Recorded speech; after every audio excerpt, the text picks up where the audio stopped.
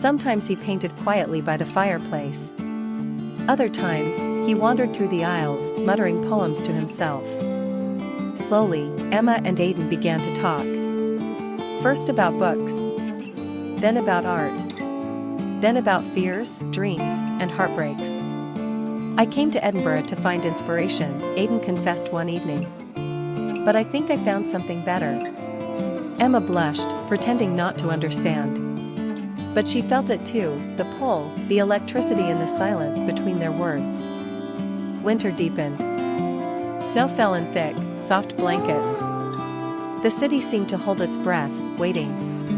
Inside the bookshop, time slowed. They spent hours together, reading, laughing, and sharing secrets. On Christmas Eve, when the world outside was still and silent, Aidan reached across the table and took her hand. "Emma," he said gently, "in a city full of stories, you've become mine." Tears welled in her eyes, not of sadness, but of something deeper. Of knowing that in the quiet corners of the world, love can grow unnoticed, quietly, patiently.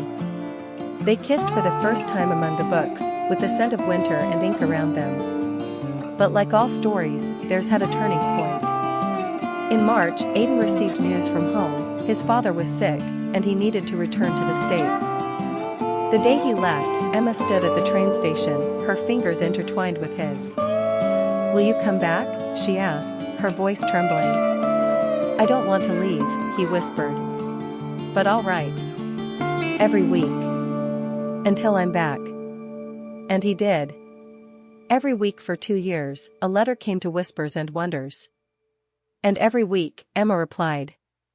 Then one spring morning, as cherry blossoms bloomed and the city stirred with new life, the bell above the door rang. Emma looked up. There he was, rain-soaked, breathless, and smiling. "I found my way back to you," he said. She ran into his arms, laughing and crying all at once. They eventually bought the bookshop from old Mr. Wallace and turned it into a cafe library, a haven for dreamers and lovers.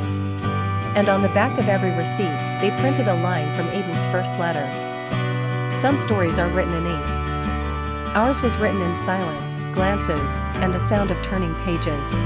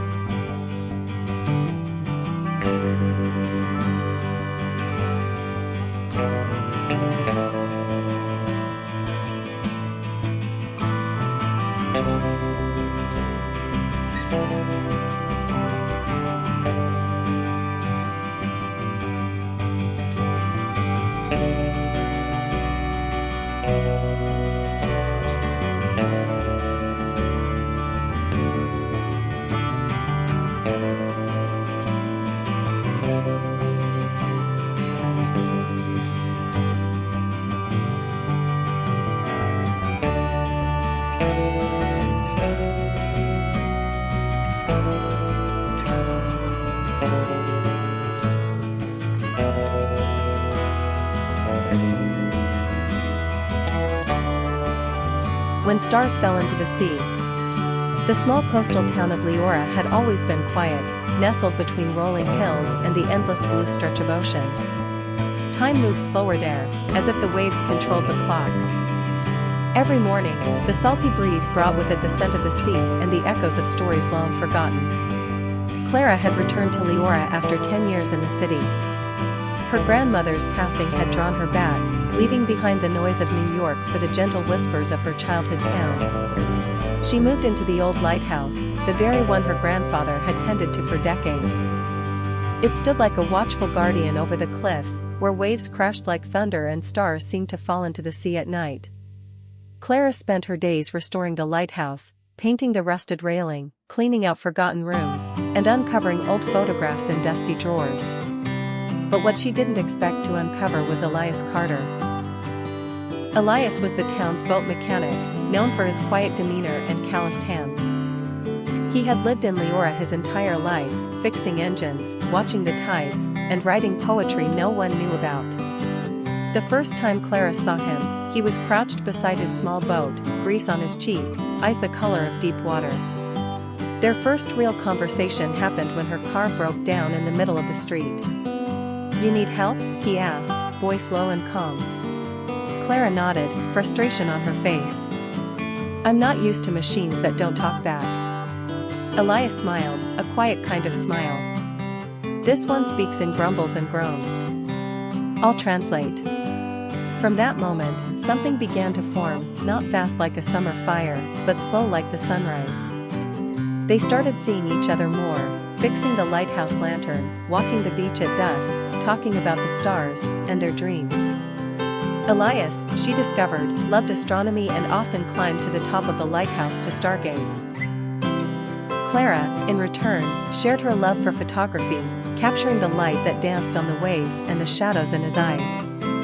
One night, as they sat on the cliffside, watching stars scatter across the sky, Elias asked, "Do you ever feel like you're exactly where you're supposed to be?" Clara looked at him, heart full. "Only when I'm here.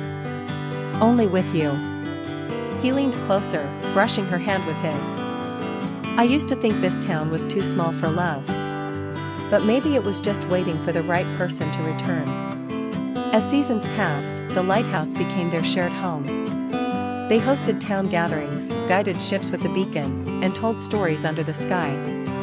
The townspeople began to say the stars fell a little brighter over Leora now, because of the light from the lighthouse, and the love inside it.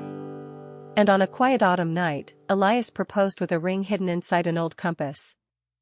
"So you'll never lose your way again," he said. Clara smiled through tears. "I already found my way, back to you." They were married on the cliff, where the sea met the sky, and the stars applauded with their shimmering light.